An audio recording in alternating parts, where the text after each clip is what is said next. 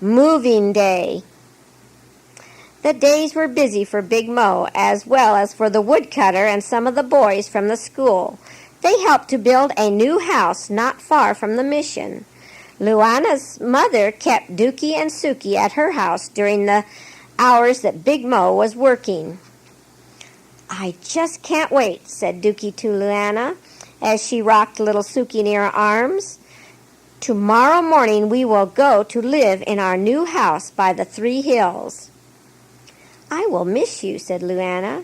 "We have had such good times together. Suki is so tiny and cuddly. I love her."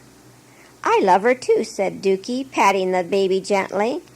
"And when I think of how we got her, I love her so much more."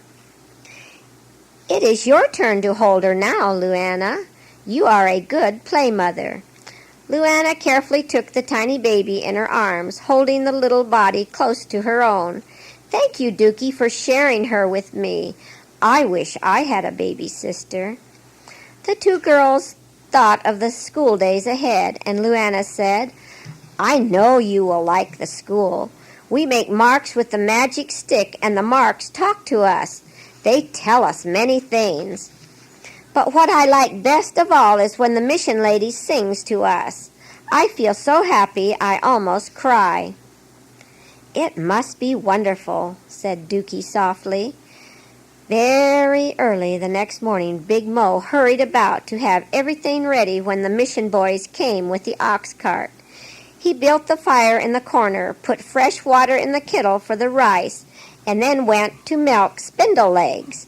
Mo was thankful that he no longer feared the charm doctor or Suki's father, for he trusted the God in heaven, who showed his love in a wonderful way.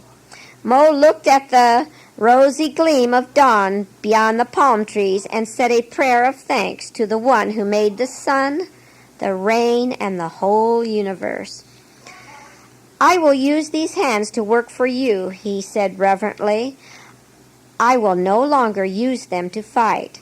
Help me to care for my 2 precious ones, that they may learn to go in the way that is best. Bless me in my new work at the mission." When the morning chores were finished, Suki started to cry for her breakfast. Dookie held the baby in her arms and rocked her to and fro, singing softly. "I'll get her breakfast right away," said Big Mo. "Is it today, Big Mo?" asked Dookie when the little one was busy drinking her bottle. "Yes, my precious. This is the day we move. The boys from the mission will be coming up the path with the ox cart." "Oh, I'm so happy," said Dookie. Then she put her head down close to Suki and began to cry. Big Mo could not understand this action, and he bent down and asked, "Why the tears, my precious one? Don't you want to move to our new home? It will be so much nicer than this one. Dry those tears and tell me why you are crying, if you are so happy." Dookie could not quite explain. This must be what Luana meant when she said she was so happy that she had to cry.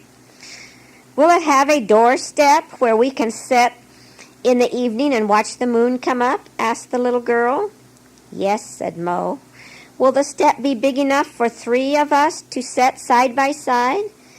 "Yes," answered Mo, "and we will see the same river and the same moon. There are palm trees to see just as the ones here. I hope that you will like your new home." Mo realized that this was the only home Dookie had known, and it might take some time to make adjustments. "Will God be there too?" asked Dookie. "Yes, my little one, God will be there. We will be living near the mission where the kind doctor and the mission lady have their home." For several minutes Mo talked about the new home and the surprise that was awaiting the girl. Taking a corner of Suki's blanket, Mo wiped away the little girl's tears and placed a tender kiss on her forehead. "You didn't kiss Suki," said Dookie shyly, as Mo bent to the corner to stir the rice in the kettle. Mo came back, bent down, and placed a kiss on the brown cheek of the tiny one. "There, my little play mother," he said. I will try not to forget again.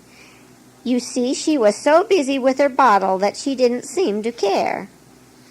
After breakfast, Dookie gathered up her few treasures. She carefully placed in a basket the wooden dolls and animals that Mo had carved for her. She folded up her sleeping blanket, then made a packet of the baby's things and placed them on top of the blanket. I think I hear the ox cart, she said. When she looked out of the door, she called, It's coming! It's coming! With the help of Tim and Orlo, the ox cart was soon loaded with the few articles that Mo and Dookie were to take with them. There were cooking pots, axes, hoes, milk jars, blankets, sleeping mats, honey jars, a bottle of oil, a small bench, Dookie's box, and the baby's packet. I guess that is all, said Big Mo, looking around the empty room. In one corner was the wooden peg where the Toosie gourd had formerly hung. Mo smiled. He had no further use for Toosie, since he was a Christian. The boys tied spindle legs to the back of the cart, and the cow's young calf jumped here and there, kicking up her feet. You won't feel so frisky at the end of the trip, said Mo. Frisky, said Dookie. Let's call the new calf Frisky. I think that is the right name for her. It will be as you say, said Big Mo, but it is a long way to the mission, and I doubt if she will live up to her name by that time. Dookie and the boys laughed as the calf capered around. She knows we are talking about her, said Tim. She is showing off for us. Mo lifted Dookie into the cart, and she sat on the bench and held the sleeping Suki in her lap. After the boys had tightened the ropes that fastened the canopy over the cart, Tim climbed in, and Orlo started the oxen on their way. When he was sure that the calf would follow its mother, Mo climbed on the cart, and it lumbered down the stony path towards the village. Dookie swayed from side to side as the cart wheels bumped along. Mo watched her turn to look at the little mud hut with the thatched roof that had been her only home. He wondered if she would be homesick in the new place. He hoped she would be pleased with the surprise that was waiting for her. When they reached the village road, the bumps were less frequent. The boys halted the cart in the shade of a big tree beside the road. The oxen rested and were given a drink of water from the spring. When the sun was high overhead, the boys stopped again by a lotus pond. While the oxen and spindle-legs ate the green grass, Big Mo shared the remaining rice in the kettle with Dookie and the two boys. Suki had another bottle of diluted cow's milk sweetened with honey. Soon they were back on the road, jogging slowly along.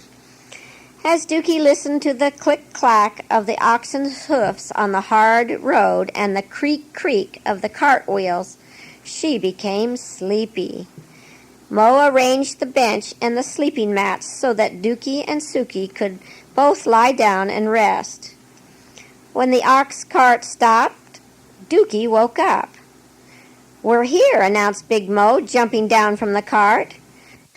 Dookie sat up and looked around. To the north, she could see the mission buildings. To the east, she glimpsed the shining river and the palm trees.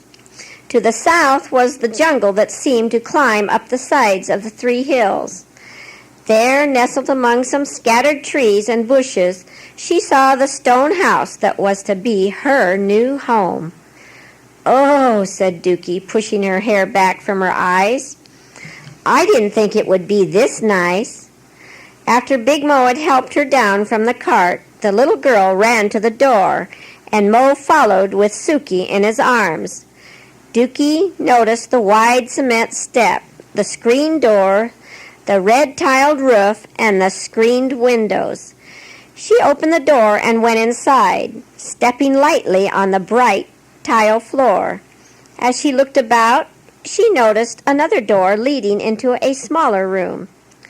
This is your surprise, said Mo. A surprise for you and little Suki.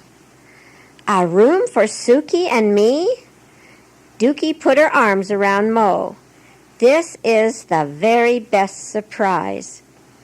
Now you be play mother and hold Suki while I bring in the sleeping mats. Then we will take Spindle-Legs and Frisky to their new home behind the house. In a few minutes the ox cart was unloaded, and Mo paid the boys generously. Big Mo, said the little girl, I know we will be happy here. I am glad for the screens. They will keep out leopards and tigers and bears and big snakes. Yes, agreed Mo, and the angels of God will keep away evil spirits that might harm us.